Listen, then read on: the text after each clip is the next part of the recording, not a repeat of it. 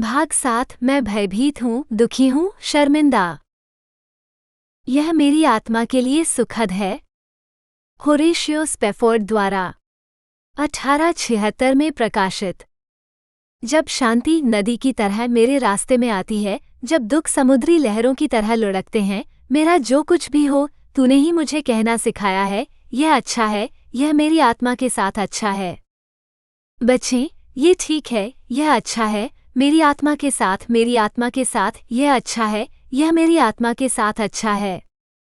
यद्यपि शैतान को प्रहार करना चाहिए, यद्यपि परीक्षाएं आनी चाहिए, इस आशीर्वाद आश्वासन को नियंत्रित करने दो। उस मसीह ने मेरी असहाय संपत्ति पर ध्यान दिया है और उसने मेरी आत्मा के लिथे अपना लोहू बहाया है। रोकना।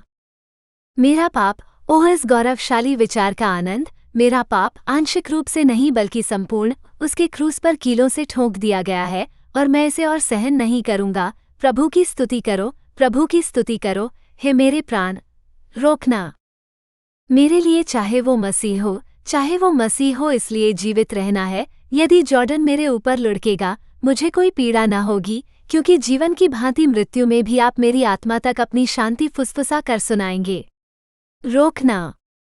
और प्रभु उस दिन को शीघ्रता से दिखाओ जब विश्वास दिखाई देगा, बादल पुस्तक की नाई लुढ़क जाएंगे, तुरही गूंजेगी और प्रभु उतरेंगे, फिर भी यह मेरी आत्मा के लिए अच्छा है। रोकना।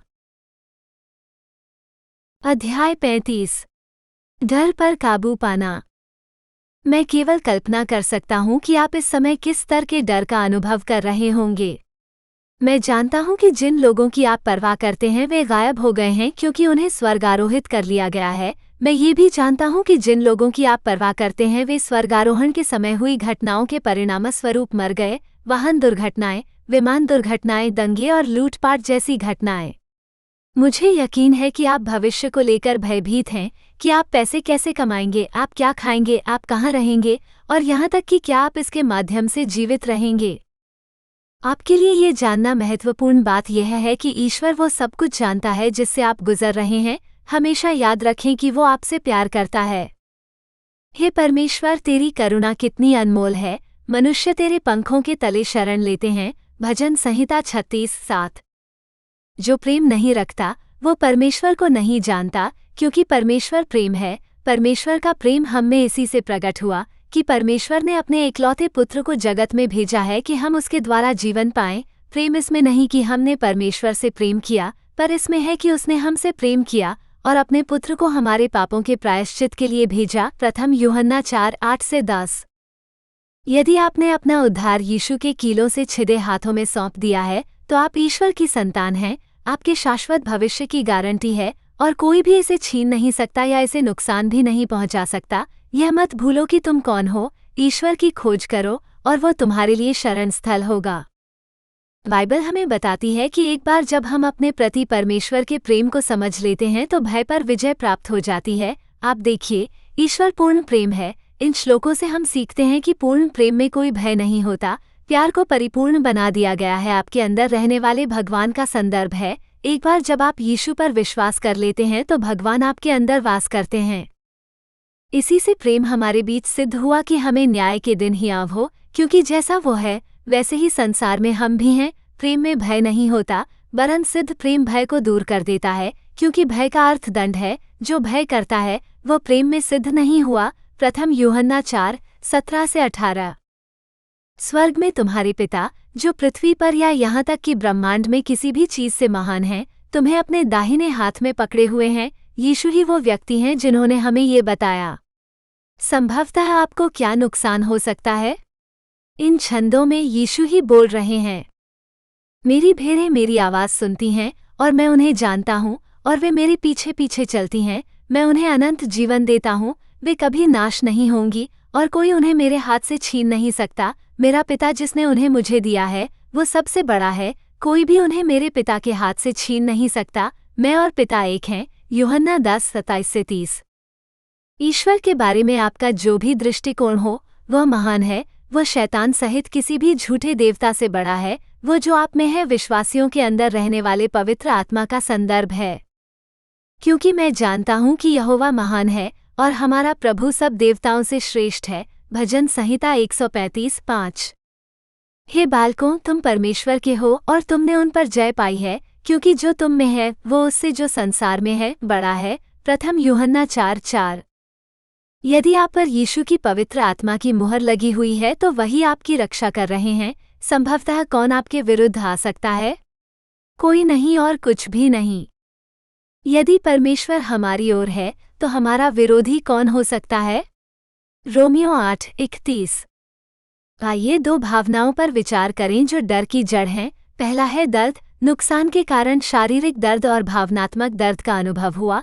जब यीशु को आपके पापों के लिए पीटा गया और क्रूस पर चढ़ाया गया तो उसने आपके लिए अत्यधिक शारीरिक पीड़ा सहनी। वो जानता था कि उसके साथ क्या होने वाला है। उसने ईश्वर से प्रार्थना की और प्रार्थना की कि वो उस पर से यह बोझ उतार दे, लेकिन आपके बचने का कोई दूसरा रास्ता नहीं था। इसलिए यीशु ने स्वेच्छा से और खुशी से अपने भाग्य को स्वीकार कर लिया। जब भी हमें दर्द का अनुभव हो तो हमें ये याद दिलाना चाहिए कि यीशु ने भी दर्द महसूस किया था। ये कुछ ऐसा है जो यीशु के साथ हमारे बीच समान है। आपका दर्द आपको यीशु के करीब लाएगा। वो आपके शारीरिक दर्द को पूरी तरह से समझता है। इन छंदों में हम सीखते हैं कि यीशु ने पीड़ा का अनुभव किया और जब हम भी ऐसा करते हैं तो वो हमारी मदद कर सकते हैं। पुत्र यीशु है। क्योंकि परमेश्वर की संतान मनुष्य हैं, मांस और लहू से बने, इसलिए पुत्र भी मांस और लहू बना। क्योंकि केवल मनुष्य के रूप में ही वो मर सकता था और केवल मरने के द्वारा ही वो शैतान की शक्ति को तोड़ सकता था, जिसके पास मृत्यु की शक्ति थी। केवल इसी तरह से वो उन सभी को स्वतंत्र कर सकता था जिन्होंने अपने जीवन को मरने के भय के दास के रूप में बिताया है। चूंकि वो स्वयं दुख और परीक्षण से गुजरा है, इसलिए वो हमारी मदद करने में सक्षम है जब हम परीक्षण में होते हैं। इब्रानियों 2:14-15-18 नया जीवंत अनुवाद। यीशु सदैव आपके साथ है। इन सब के माध्यम से इसी तरह तुम सह पाओगे, क्योंकि उसने आपके लिए क्रूस का दुख सहा और वो आपके अंदर एक विश्वासी के रूप में रह रहा है। प्रेरित पौलुस ने इन छंदों में इस ईश्वरीय धीरज का वर्णन किया है। हम हर तरफ से मुसीबतों से घिरे रहते हैं, लेकिन हम कुचले नहीं जाते। हम उलझन में हैं, लेकिन निराश नहीं होते। हम शिकार किए जाते हैं, लेकिन परमेश्वर द्वारा कभी त्यागे नहीं जाते। हम गिर जाते हैं, लेकिन हम नष्ट नहीं होते। पीड़ा के माध्यम से हमारे शरीर यीशु की मृत्यु में भागीदार होते रहते हैं, ताकि यीशु का जीवन हमारे शरीर में भी देखा जा सके। द्वितीय कुरिन्थियों 4:8-10 नया जीवंत अनुवाद। यीशु आपके भावनात्मक दर्द को भी समझते हैं। वह जानता है कि जिस व्यक्ति की वो परवाह करता है उसे खोना कैसा होता है। जब उसका मित्र लाजर मर गया तो यीशु रोया। वो ये जानते हुए भी रोया कि वो उसे मृतकों में से जीवित करेगा और उसे फिर से देखेगा। क्रूस पर चढ़ाए जाने से कुछ दिन पहले यीशु भी गधे पर सवार होकर यरूशलेम शहर में रोए थे। फिर याद रखें कि यीशु क्रूस के बारे में भावनात्मक रूप से इतना व्यथित था कि गिरफ्तार होने से पहले उसने खून की बूंदें बहा दी। यीशु आपके दर्द से भली भांति परिचित हैं। यीशु ने पूरी तरह से एक इंसान के रूप में जीवन जिया और हमारी हर भावना और प्रलोभन का अनुभव किया। वो समझता है। सो जब हमारा ऐसा बड़ा महायाजक है जो स्वर्गों से होकर गया है, अर्थात परमेश्वर का पुत्र यीशु, तो हम अपने अंगीकार को दृढ़ता से थामे रहें, क्योंकि हमारा ऐसा महायाजक नहीं जो हमारी निर्बलताओं में हमारे साथ सहभागी न हो सके, वरन वो सब बातों में हमारी नाई परखा तो गया, तो भी निष्पाप निकला। इब्रानियों 4:14-15। यदि आपने यीशु में अपना विश्वास रखना चुना है और अब आप भयभीत हैं कि आपके साथ क्या हो सकता है, तो पतरस कहते हैं कि आपको आनंदित होना चाहिए। मैं जानता हूं कि यह सचमुच पागलपन भरा लगता है, लेकिन ऐसा इसलिए है क्योंकि यदि आप यीशु पर विश्वास करने के लिए कष्ट सहते हैं तो भगवान को महिमा मिलती है। आपके पास खजाना और पुरस्कार हैं जो स्वर्ग में आपका इंतजार कर रहे हैं। और सोचें कि आपकी गवाही के माध्यम से कितने अन्य लोगों को बचाया जा सकता है। सचमुच आनंद मनाओ। हे प्रियो, जो दुख रूपी अग्नि तुम्हारे परखने के लिए तुम पर आई है, इससे यह समझकर अचंभा न करो कि कोई अनोखी बात तुम पर बीत रही है, पर मसीह के दुखों में सहभागी होकर आनंदित हो, कि उसकी महिमा के प्रकट होते समय भी तुम आनंदित हो। यदि मसीह के नाम के लिए तुम्हारी निंदा की जाती है तो धन्य हो, क्योंकि महिमा का आत्मा और परमेश्वर का आत्मा तुम पर रहता है। वे तो निंदा करते हैं, परंतु तुम महिमा पाते हो। परंतु यदि तुम में से कोई मसीही होने के कारण दुख उठाए तो लज्जित न हो, पर इस बात में परमेश्वर की महिमा करे। प्रथम पतरस 4:12-14-16। दर्द उस उद्देश्य को पूरा करता है जो भगवान ने आपके लिए रखा है। वो चाहता है कि आपका यीशु के साथ घनिष्ठ संबंध हो और यह आपको उसकी ओर आकर्षित करेगा। आप अपने पार्थिव शरीर में जो दर्द अनुभव करते हैं वो केवल अस्थायी है। यदि आप आस्तिक हैं तो एक दिन आपको एक शानदार नया शरीर मिलेगा जो दर्द से मुक्त होगा। यदि आपके भौतिक शरीर में दर्द या सीमाएं नहीं हैं तो आप अपने नए शाश्वत अमर शरीर की आशा नहीं करेंगे। इन छंदों में हम देखते हैं कि स्वर्ग में अब कोई मृत्यु, रोना या दर्द नहीं है। मैंने स्वर्ग से एक ऊंची आवाज ये कहते हुए सुनी, देख, परमेश्वर का डेरा मनुष्यों के बीच में है, वो उनके साथ डेरा करेगा और वे उसके लोग होंगे और परमेश्वर आप उनके साथ रहेगा और उनका परमेश्वर होगा। वो उनकी आंखों से सब आंसू पोंछ डालेगा। इसके बाद मृत्यु न रहेगी और न शोक, न विलाप, न पीड़ा रहेगी। पहली बातें जाती रहीं। प्रकाशित वाक्य 21:3-4। यदि आप आस्तिक हैं तो आप पहले से ही स्वर्ग के नागरिक हैं, जिसका अर्थ है कि आपको स्वर्ग के योग्य शरीर मिलने वाला है, वो जो अमर है और यीशु के महिमा में शरीर के समान है। इन छंदों में हमारी नागरिकता विश्वासियों को संदर्भित करती है, क्योंकि हमारा स्वदेश स्वर्ग पर है और हम एक उद्धारकर्ता प्रभु यीशु मसीह के वहां से आने की बाट जोहते हैं। वो अपनी शक्ति के अनुसार अपनी दीनहीन देह का रूप बदलकर अपनी महिमा की देह के अनुकूल बना लेगा। फिलिपियों 3:20-21। जितना अधिक आप ईश्वर, यीशु, स्वर्ग और अपने नए शरीर जैसी शाश्वत चीजों की लालसा करेंगे, आप उतने ही अधिक धर्मी और शुद्ध बनेंगे।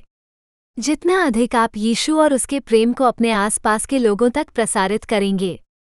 यीशु के शिष्य यूहन्ना ने इन छंदों में इसका वर्णन किया है। हे प्रियो, अभी हम परमेश्वर की संतान हैं। अभी तक ये प्रकट नहीं हुआ कि हम क्या होंगे, परंतु ये जानते हैं कि जब वो प्रकट होगा तो हम उसके समान होंगे, क्योंकि उसे वैसा ही देखेंगे जैसा वो है। जो कोई उस पर आशा रखता है वो अपने आप को वैसा ही पवित्र करता है जैसा वो पवित्र है। प्रथम यूहन्ना 3:2-3। प्रेरित पौलुस हमें ऊपर की चीजों पर ध्यान केंद्रित करने के लिए कहता है, स्वर्गीय, न कि सांसारिक चीजों पर। सो जब तुम मसीह के साथ जिलाए गए तो स्वर्गीय वस्तुओं की खोज में रहो, जहां मसीह वर्तमान है और परमेश्वर के दाहिने हाथ बैठा है। पृथ्वी पर की नहीं परंतु स्वर्गीय वस्तुओं पर ध्यान लगाओ, क्योंकि तुम मर गए और तुम्हारा जीवन मसीह के साथ परमेश्वर में छिपा हुआ है। इसलिए अपने उन अंगों को मार डालो जो पृथ्वी पर हैं, अर्थात व्यभिचार, अशुद्धता, दुष्कामना, बुरी लालसा और लोभ को, जो मूरत पूजा के बराबर है। इन्हीं के कारण परमेश्वर का क्रोध आज्ञा न मानने वालों पर पड़ता है। नए मनुष्यत्व को पहन लो, जो अपने सृजनहार के स्वरूप के अनुसार ज्ञान प्राप्त करने के लिए नया बनता जाता है। कुलुस्सियों 3:1-3, 5-6, 10। दर्द का दूसरा उद्देश्य हमें नम्र बनाना और हमारी कमजोरी के माध्यम से भगवान की ताकत और महिमा को चमकने देना है। प्रेरित पौलुस ने अपने द्वारा अनुभव किए गए शारीरिक दर्द के बारे में लिखा। इसे अपने शरीर में एक कांटा कहा। उसने भगवान से अपना दर्द दूर करने के लिए कहा और भगवान ने प्यार से कहा, नहीं। आप देखिए, पॉल के कांटे ने उसे विनम्र बने रहने और भगवान पर भरोसा करने में मदद की। परमेश्वर की शक्ति और शक्ति पॉल के कमजोर शरीर के माध्यम से चमक उठी। यदि पॉल को वो पीड़ा न होती तो वो गौरवान्वित और आत्मनिर्भर होता। आपका दर्द आपको पाप करने और ईश्वर से विमुख होने से रोकता है।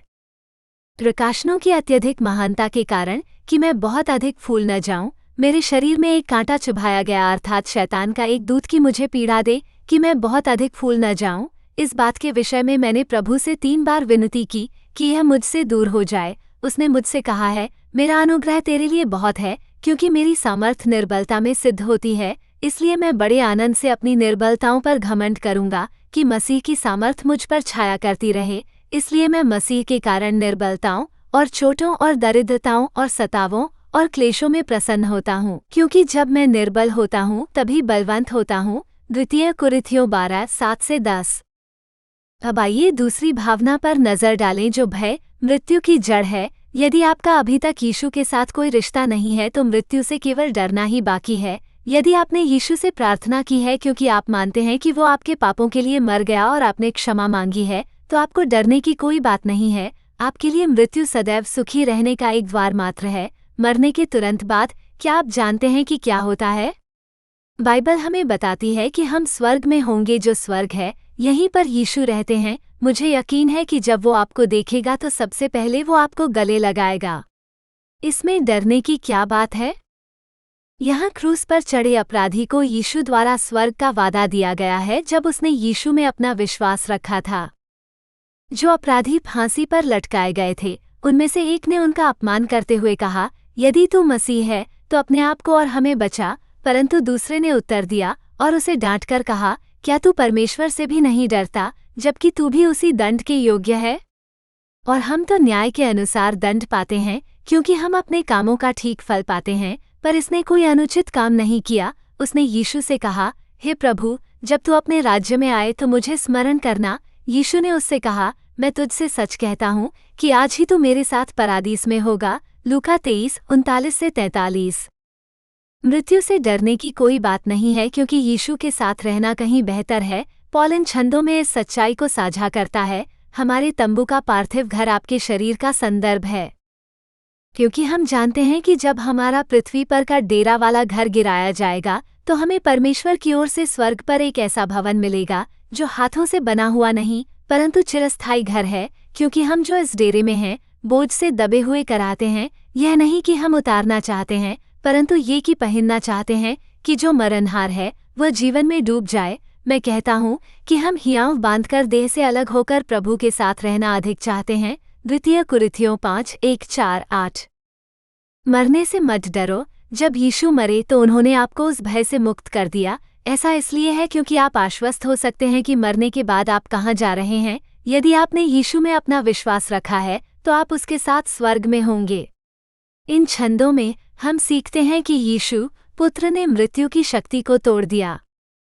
क्योंकि परमेश्वर की संतान मनुष्य हैं, मांस और लहू से बने, इसलिए पुत्र भी मांस और लहू बना। क्योंकि केवल मनुष्य के रूप में ही वो मर सकता था और केवल मरने के द्वारा ही वो शैतान की शक्ति को तोड़ सकता था, जिसके पास मृत्यु की शक्ति थी। केवल इसी तरह से वो उन सभी को स्वतंत्र कर सकता था जिन्होंने अपने जीवन को मरने के भय के दास के रूप में बिताया है। चूंकि वो स्वयं दुख और परीक्षण से गुजरा है, इसलिए वो हमारी मदद करने में सक्षम है जब हम परीक्षण में होते हैं। इब्रानियों 2:14-15-18 नया जीवंत अनुवाद। यदि आप इस बात से भयभीत और चिंतित हैं कि स्वर्गारोहण के दौरान गायब हुए लोगों के साथ क्या हुआ, तो ये जानकर तसल्ली करें कि वे स्वर्ग में यीशु के साथ हैं। यीशु इन छंदों में उस सच्चाई से हमें सांत्वना देते हैं। तुम्हारा मन व्याकुल न हो, परमेश्वर पर विश्वास रखो, मुझ पर भी विश्वास रखो। मेरे पिता के घर में बहुत से घर हैं। यदि ऐसा न होता तो मैं तुम्हें बता देता। मैं तुम्हारे लिए जगह तैयार करने जा रहा हूँ। यदि मैं जाकर तुम्हारे लिए जगह तैयार करूँ तो फिर आकर तुम्हें अपने यहाँ ले जाऊंगा, कि जहाँ मैं रहूँ वहाँ तुम भी रहो। यूहन्ना 14:1-3। बाइबल ऐसे लोगों से भरी है जिन्होंने डर का अनुभव किया और उस पर काबू पाया। आइए उनमें से कुछ को एक साथ देखें। यहोशू, गिदोन, एस्ते और यीशु के शिष्य। मूसा की मृत्यु के बाद यहोशू इसराइलियों को जंगल से बाहर और वादा किए गए देश में ले गया। जोशुआ की पूरी किताब में कोई डरो मत का विषय है। इसराइलियों को वादा किए गए देश को जीतने और सभी अधर्मी दुष्ट निवासियों को मारने के लिए कहा गया था। उन्हें बहुत डरना था क्योंकि इनमें से कुछ लोग दिग्गज थे। आप डेविड और विशाल गोलीत की कहानी जानते होंगे। डेविड से पहले जोशुआ को दिग्गजों से निपटना पड़ा। इन छंदों में जिन लोगों को मूसा ने वादा किए गए देश की जासूसी करने के लिए भेजा था, वे उसे दिग्गजों नेफिलिम, अनाक के पुत्र की रिपोर्ट देते हैं। ये उन लोगों के नाम हैं जिन्हें मूसा ने देश की जासूसी करने के लिए भेजा था। मूसा ने नून के बेटे होशे का नाम यहोशू रखा। उन्होंने उससे कहा, हम उस देश में आए हैं जहाँ तूने हमें भेजा है। निश्चय ही उसमें दूध और मधु की धाराएं बहती हैं और यह उसका फल है। लेकिन जो लोग उसके साथ गए थे उन्होंने कहा, हम उन लोगों के विरुद्ध नहीं जा सकते, क्योंकि वे हमसे अधिक शक्तिशाली हैं। उन्होंने इसराइलियों से उस देश की बुरी खबर ली जिसका उन्होंने जासूसी किया था और कहा, जिस देश का जासूसी करने को हम गए थे वो ऐसा देश है जो अपने निवासियों को खा जाता है, और जितने लोग हमने उसमें देखे वे सब बड़े डील डॉल वाले हैं। वहाँ हमने नपीली लोगों को देखा जो नपीली लोगों के वंश से आया नाग के पुत्र थे। हम अपनी दृष्टि में टिड्डे के समान थे और वैसे ही हम उनकी दृष्टि में भी थे। गिनती 13, 16, 27, 31-33। आपको नेफिलिम, गिरी हुई देवदूत संतान याद है जिसकी हमने पिछले अध्याय में समीक्षा की थी। वे वहाँ वादा किए गए देश में थे और यहोशू को उनसे लड़ना था। इस कविता में भगवान के पुत्र गिरे हुए स्वर्गदूतों का संदर्भ है। उन दिनों में और उसके बाद कुछ समय तक पृथ्वी पर विशालकाय नेफिली लोग रहते थे, क्योंकि जब भी परमेश्वर के पुत्र स्त्रियों के साथ संभोग करते थे तो उनके बच्चे पैदा होते थे जो प्राचीन काल के नायक और प्रसिद्ध योद्धा बन जाते थे। उत्पत्ति 6:4 नया जीवंत अनुवाद। यहोशू को परमेश्वर ने लगातार कहा था कि उसे कोई डर नहीं होना चाहिए। एकमात्र कारण ये है कि भगवान उसके साथ थे। परमेश्वर ही युद्ध लड़ रहा था, यहोशू या इस्राएली नहीं। चूंकि ईश्वर कुछ भी कर सकता है, इसलिए उन्हें वास्तव में डरने की कोई जरूरत नहीं थी। अभी आपके साथ भी ऐसा ही है। यदि आप आस्तिक हैं तो याद रखें कि भगवान की पवित्र आत्मा आपके अंदर रहती है, ईश्वर की शक्ति आप में रहती है। कोई डर मत रखो। इन छंदों में मूसा ही यहोशू और अन्य इस्राएलियों से बात कर रहा है। हे इस्राएल, सुन, आज तू यरदन नदी पार करके अपने से बड़ी और सामर्थी जातियों को, बड़े बड़े नगरों को जो आकाश से बातें करते हुए गढ़वाले हैं, और बड़े बड़े और ऊंचे कद के लोगों को, अर्थात अनाकियों को, जिन्हें तू जानता है और जिनके विषय में तूने सुना है कि अनाकियों के सामने कौन खड़ा रह सकता है। इसलिए आज जान ले कि यहोवा तेरा परमेश्वर वो है जो भस्म करने वाली आग के समान तेरे आगे पार जाने वाला है। वो उन्हें नाश करेगा और तेरे सामने गिराएगा। इस प्रकार तू उन्हें निकाल देना और शीघ्र ही उनका नाश कर देना, जैसा यहोवा ने तुझसे कहा है। व्यवस्था विवरण 9:1-3। इन छंदों में हम देखते हैं कि भगवान यहोशू को मजबूत और साहसी बनने की आज्ञा देते हैं। चूंकि यह एक आदेश है, आप भी ऐसा कर सकते हैं। भगवान ने आपको ऐसा करने की शक्ति दी है।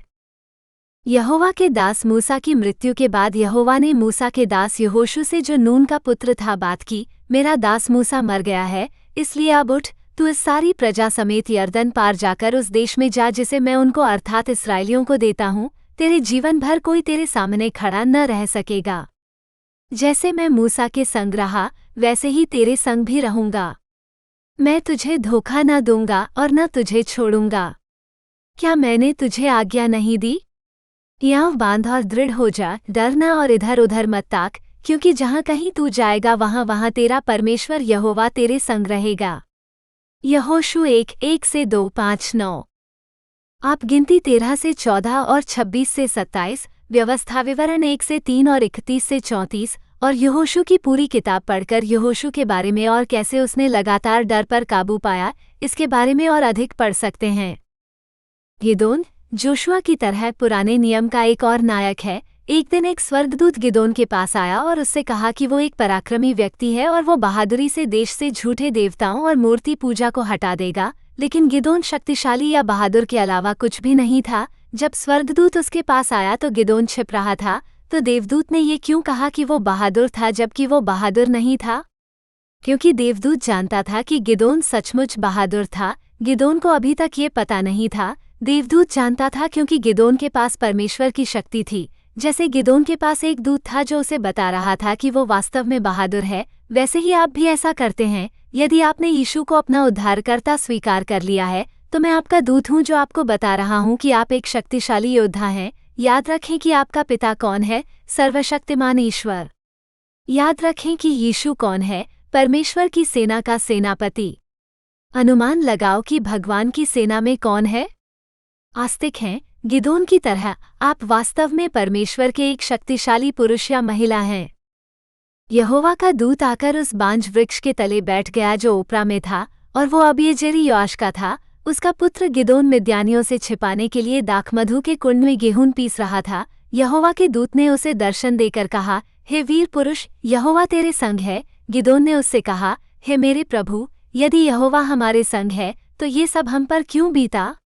उसके सब आश्चर्यकर्म कहाँ गए जिनका वर्णन हमारे पुरखा ये कहकर करते थे, क्या यहोवा हमें मिस्र से नहीं निकाल लाया? परंतु अब यहोवा ने हमें त्याग दिया है और मिद्यानियों के हाथ में कर दिया है। यहोवा ने उसकी ओर देखकर कहा, अपनी इसी शक्ति से जा और इस्राएलियों को मिद्यानियों के हाथ से बचा। क्या मैंने तुझे नहीं भेजा? उसने उससे कहा, हे प्रभु, मैं इस्राएल को कैसे छुड़ाऊं? देख, मेरा घराना मनुष्य में सबसे कंगाल है और मैं अपने पिता के घराने में सबसे छोटा हूँ। यहोवा ने उससे कहा, निश्चय मैं तेरे संग रहूंगा और तू मिद्यानियों को एक मनुष्य के समान मारेगा। न्यायियों 6:11-16। परमेश्वर ने गिदोन से वही कहा जो उसने यहोशू से कहा था, तुम जहां भी जाओ मैं तुम्हारे साथ रहूंगा। नीचे दिए गए इस धर्म ग्रंथ में हम ऐसे लोगों का एक समूह देखते हैं जिन्होंने शक्तिशाली कार्य किए क्योंकि उनके पास विश्वास था। उनकी कमजोरियों के माध्यम से उन्हें भगवान द्वारा मजबूत बनाया गया था। परमेश्वर की शक्ति उन पर बरसने में सक्षम थी।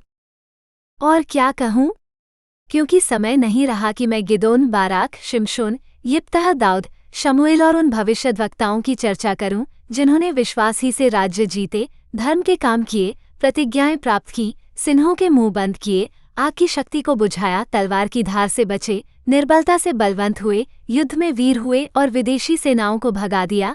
इब्रानियों 11:32-34। यहाँ यीशु के परमेश्वर की सेना के सेनापति होने के बारे में पवित्र शास्त्र है। यीशु वो आदमी है जिससे यहोशू जेरिको में युद्ध से पहले मिला था। ध्यान दें कि यीशु ने प्रदर्शित किया कि वो देह में ईश्वर था क्योंकि जिस भूमि पर वो खड़ा था वो पवित्र थी। जब यहोशू यरीहो के पास था तब उसने अपनी आंखें उठाकर क्या देखा कि एक पुरुष हाथ में नंगी तलवार लिए हुए उसके सामने खड़ा है। यहोशू उसके पास गया और उससे पूछा, क्या तू हमारी ओर का है या हमारे शत्रुओं की ओर का? उसने कहा, नहीं, परंतु मैं यहोवा की सेना का प्रधान होकर आया हूँ। तब यहोशू ने भूमि पर मुंह के बल गिरकर दंडवत किया और उससे पूछा, मेरा प्रभु अपने दास से क्या कहता है? यहोवा की सेना के प्रधान ने यहोशू से कहा, अपनी जूतियां उतार दे, क्योंकि जिस स्थान पर तू खड़ा है वो पवित्र है। यहोशू ने वैसा ही किया। यहोशू 5:13-15। ये धर्मग्रंथ यीशु की सेना का वर्णन करता है। यह वे सभी लोग हैं जो स्वर्ग में हैं, जो यीशु के दूसरे आगमन पर उसके साथ वापस आते हैं। ये वे सभी लोग हैं जिनका स्वर्गारोहण किया गया था, या वे विश्वासी जो स्वर्गारोहण के समय पुनर्जीवित हुए थे। और ये वे सभी लोग भी हैं जो यीशु में अपना विश्वास रखते हैं, जो स्वर्गारोहण के बाद शहीद हो जाते हैं। मेमना यीशु है, उसकी पत्नी और सेनाएं विश्वासी हैं। आओ हम आनंदित और मगन हों और उसकी स्तुति करें, क्योंकि मेमने का विवाह आ पहुंचा है और उसकी पत्नी ने अपने आप को तैयार कर लिया है। उसे यह अधिकार दिया गया कि वो चमकदार, शुद्ध, बढ़िया मलमल पहने, क्योंकि उस बढ़िया मलमल का अर्थ पवित्र लोगों के धार्मिकता के काम है। मैंने स्वर्ग को खुला हुआ देखा और देखो, एक श्वेत घोड़ा है और उस पर जो बैठा है वो विश्वासयोग्य और सत्य कहलाता है। वह धार्मिकता से न्याय और युद्ध करता है। स्वर्ग की सेनाएं श्वेत घोड़ों पर सवार होकर उसके पीछे पीछे श्वेत, शुद्ध, बढ़िया मलमल पहने हुए हैं। उसके वस्त्र और उसकी जांघ पर एक नाम लिखा है, राजाओं का राजा और प्रभुओं का प्रभु। प्रकाशित वाक्य 19:7-8, 11, 14, 16। आप न्यायियों 6-8 को पढ़कर गिदोन के बारे में और कैसे वो एक शक्तिशाली वीर व्यक्ति बन गया, इसके बारे में अधिक पढ़ सकते हैं। अब आइए एस्ते को देखें। एस्ते एक इजरायली थी जिसे राजा जेरेक्सिस ने अपनी रानी चुना था। आपको आश्चर्य हो सकता है कि एक रानी को किस बात का डर है। एस्ते के मामले में राजा के दरबार के एक दुष्ट व्यक्ति ने उसके सभी इस्राएलियों लोगों को मारने की साजिश रची। जब उसे इस दुष्ट षड्यंत्र का पता चला तो उसे राजा के पास जाना पड़ा और उससे अपने लोगों के लिए दया की भीख मांगनी पड़ी। समस्या ये थी कि किसी को भी राजा के पास जाने की अनुमति नहीं थी। आपको राजा से बात करने के लिए बुलाया जाना था। यदि तुम राजा के पास गए और उसने तुम्हें अस्वीकार कर दिया तो तुम्हें मार डाला जाएगा। हाँ, ये बात उनकी पत्नी रानी पर भी लागू होती थी। वो आपकी तरह ही मृत्यु से डरती थी। तब हताक राजा के फाटक के सामने नगर के चौक में मोर्डकै के पास गया। मोर्डकै ने उसे सब कुछ बताया जो उसके साथ हुआ था, और हामान ने यहूदियों के नाश के लिए राजा के भंडार में कितना पैसा देने का वचन दिया था। उसने उसे यहूदियों के नाश करने के लिए शूशन में जारी किए गए आदेश की प्रतिलिपि भी दी, ताकि वो उसे एस्ते को दिखाए और उसे बताए और उसे राजा के पास जाने, उससे प्रार्थना करने और अपने लोगों के लिए उसके सामने विनती करने के लिए प्रेरित करे। हताक ने जाकर एस्ते को मोर्डकै की बातें बताईं।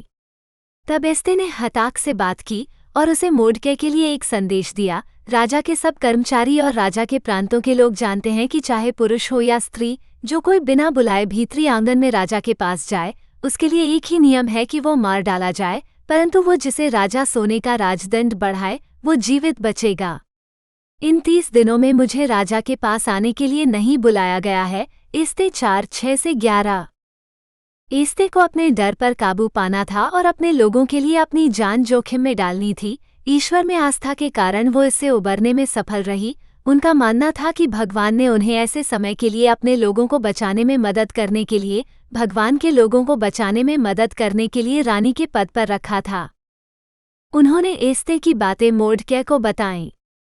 तब मोर्डकै ने उनसे एस्ते को यह उत्तर देने के लिए कहा, यह मत सोच कि तू राजभवन में सब यहूदियों से अधिक बच जाएगी, क्योंकि यदि तू अब चुप रही तो यहूदियों को राहत और छुटकारा किसी और जगह से मिल जाएगा, परंतु तू और तेरे पिता का घराना नाश हो जाएगा। कौन जाने तू इसी समय के लिए राजभवन में आई हो। एस्ते 4:12-14। राजा के पास जाने से पहले उसने अपने साथी इस्राएलियों की तरह परमेश्वर की शक्ति और बुद्धि के लिए उपवास और प्रार्थना की। जब आपको अपने डर पर काबू पाने के लिए ईश्वर की शक्ति की आवश्यकता हो तो वही करें जो एस्ते ने किया। याद रखें कि आप अभी भी एक उद्देश्य के लिए पृथ्वी पर हैं और ईश्वर से उस पर विजय पाने की शक्ति के लिए प्रार्थना करें। तब एस्ते ने उनसे मोर्डकै को उत्तर देने के लिए कहा, जाओ, शूशन में जितने यहूदी लोग हैं उन सबको इकट्ठा करो और मेरे निमित्त उपवास करो, और 3 दिन तक न तो कुछ खाओ न कुछ पियो न रात। मैं और मेरी सहेलियां भी इसी प्रकार उपवास करेंगी। तब हम राजा के पास जाऊंगी जो व्यवस्था के विरुद्ध है, और यदि मैं मर जाऊं तो मर जाऊं। तब मोर्डकै चला गया और एस्ते की सारी आज्ञाओं के अनुसार किया। एस्ते 4:15-17। जब एस्ते राजा के पास पहुंची तो उसने परमेश्वर से शक्ति प्राप्त की। राजा ने उसे बोलने की अनुमति दे दी। तीसरे दिन एस्ते ने अपने शाही वस्त्र पहने और राजभवन के भीतरी आंगन में राजभवन के पास खड़ी हुई। राजा राजभवन में राजभवन के द्वार के पास अपने राजसिंहासन पर बैठा था। जब राजा ने एस्ते रानी को आंगन में खड़ी हुई देखा तो वो उसकी दृष्टि में अनुग्रह प्राप्त कर गई, और राजा ने अपने हाथ में सोने का राजदंड एस्ते की ओर बढ़ाया। तब एस्ते निकट आए और राजदंड के सिरे को छू लिया। एस्ते 5:1-2। सभी यहूदी लोगों को मारने की दुष्ट साजिश विफल कर दी गई। ऐसा इसलिए क्योंकि एस्ते ने अपने डर पर विजय पा ली। यहूदियों ने उस रीति को स्वीकार किया जो उन्होंने आरंभ की थी, जैसा मोर्डकै ने उन्हें लिखा था, क्योंकि हम्मदाता अगाई का पुत्र हामान, जो सब यहूदियों का शत्रु था, उसने यहूदियों को नाश करने की युक्ति की थी और उन्हें नाश करने और सत्यानाश करने के लिए पूर्व अर्थात चिट्ठी डाली थी। परंतु जब ये बात राजा को मालूम हुई तब उसने पत्र द्वारा आज्ञा दी कि जो दुष्ट युक्ति उसने यहूदियों के विरुद्ध की थी वो उसी के सिर पर पलट आए और वो और उसके पुत्र फांसी पर लटका दिए जाएं। एस्ते 9:23-25।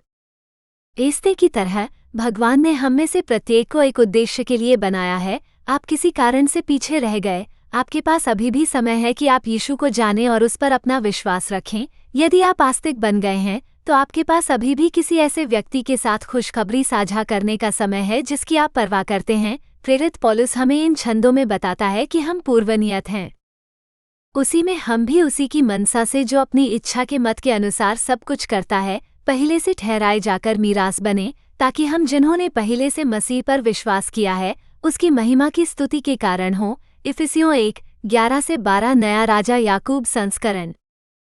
क्योंकि हम उसके बनाए हुए हैं और मसीह यीशु में उन भले कामों के लिए सृजे गए जिन्हें परमेश्वर ने पहले से हमारे करने के लिए तैयार किया। इफिसियों 2:10। जब तक आप अपना उद्देश्य पूरा नहीं कर लेते, भगवान आपको इस ग्रह से नहीं हटाएंगे। इस आयत में सो गया का अर्थ है कि वो मर गया, और दाऊद अपने समय में परमेश्वर की इच्छा पूरी करके सो गया और अपने पुरखाओं के संग मिट्टी दी गई और उसका शरीर सड़ गया। प्रेरितों के काम 13:36 नया अंतर्राष्ट्रीय संस्करण। उस दिन तक जान लो कि ईश्वर तुम्हारे साथ है, सदैव तुम्हारे भीतर अच्छा कार्य कर रहा है। यदि आपने अपना विश्वास यीशु पर रखा है तो वो आपको हर दिन और अधिक यीशु जैसा बना रहा है। इस धर्मग्रंथ में जिसने अच्छा काम शुरू किया वो ईश्वर है, और मुझे इस बात का भरोसा है कि जिसने तुम में अच्छा काम आरंभ किया है वही उसे यीशु मसीह के दिन तक पूरा करेगा। फिलिपियों 1:6। आप बाइबल में एस्ते की पुस्तक पढ़कर एस्ते के बारे में और अधिक पढ़ सकते हैं और वो कैसे अपने लिए परमेश्वर के उद्देश्य को पूरा करने के लिए उठी। अंत में आइए यीशु के शिष्यों पर नजर डालें। एक विचित्र घटना है जो यीशु और उसके शिष्यों के साथ घटित हुई जब वे सभी गलील के समुद्र में एक नाव में थे। वे आधी रात को समुद्र पार कर रहे थे, तभी उन पर एक भयानक तूफान आया। नाव पानी की लहरों और तेज हवा से घबरा गई। शिष्य बहुत डर गए और उन्होंने सोचा कि वे सभी मरने वाले हैं। इन छंदों में वो एक नाव पर चढ़ गया यीशु को संदर्भित करता है। जब वो नाव पर चढ़ा तो उसके चेले उसके पीछे हो लिए। देखो, झील में बहुत बड़ा तूफान आया, यहाँ तक कि नाव लहरों से ढंक गई, परंतु वो सो रहा था। चेलों ने उसके पास आकर उसे जगाया और कहा, हे प्रभु, हमें बचा, हम मर रहे हैं। उसने उनसे कहा, हे अल्पविश्वासियों, तुम क्यों डरते हो? तब वो उठा और आंधी और पानी को डांटा और बड़ा सन्नाटा हो गया। लोग अचंभा करके कहने लगे, ये कैसा मनुष्य है कि आंधी और पानी भी उसकी आज्ञा मानते हैं? मत्ती 8:23-27। जब सभी शिष्य घबरा रहे थे, तब यीशु क्या कर रहा था? वो नाव पर सो रहा था। हाँ, उस बारिश, हवा, हलचल और घबराहट के बीच शांति से सो रहा हूँ।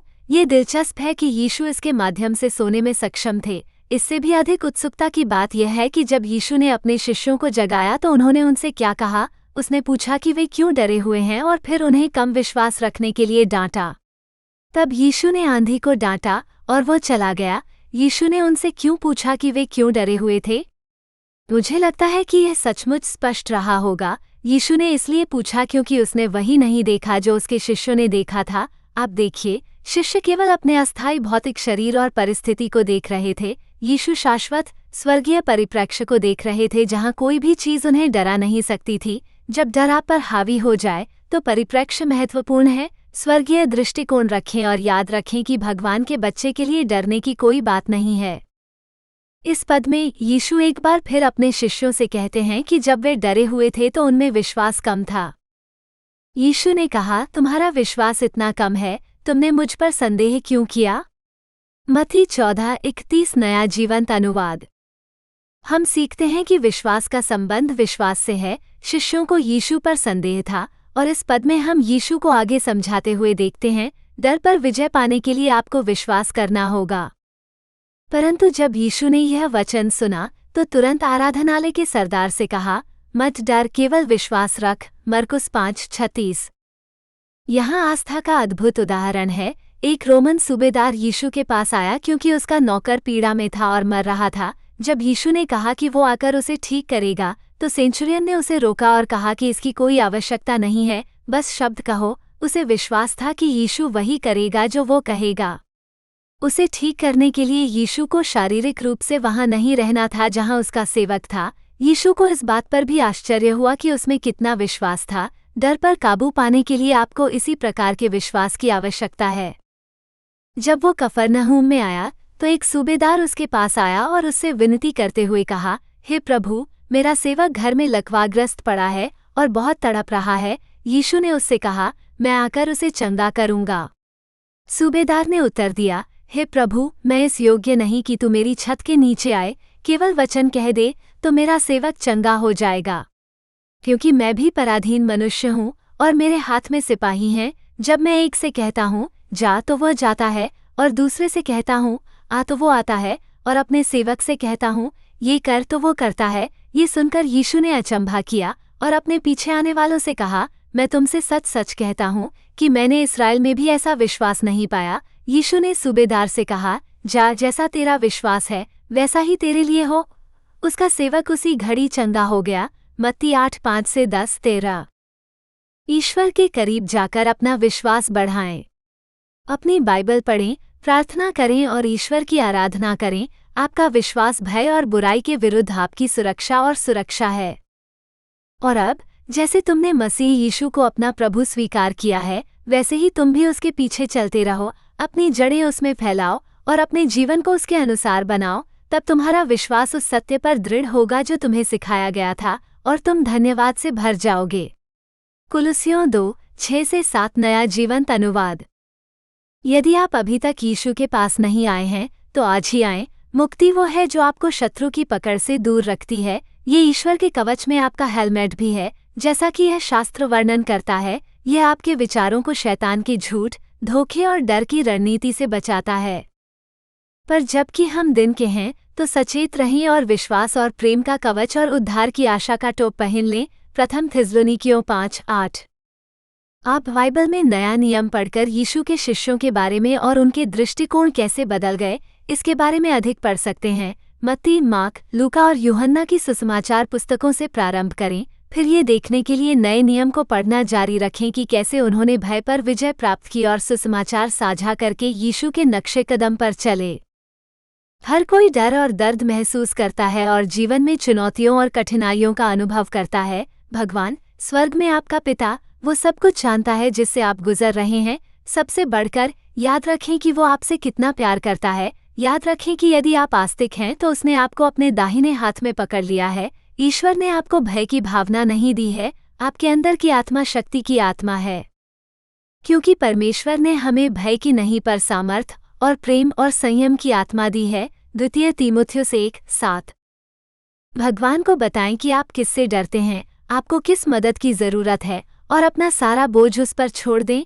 इन छंदों में यीशु ही बोल रहे हैं। मांगो तो तुम्हें दिया जाएगा, ढूंढो तो तुम पाओगे, खटखटाओ तो तुम्हारे लिए खोला जाएगा। क्योंकि जो कोई मांगता है उसे मिलता है, जो ढूंढता है वो पाता है, जो खटखटाता है उसके लिए खोला जाएगा। मत्ती 7:7-8। वो इंतजार कर रहा है और खुशी से आपका बोझ आपसे ले लेगा। अपना बोझ यहोवा पर डाल दे, वो तुझे संभालेगा। वो धर्मी को कभी टलने ना देगा। भजन संहिता 55:22।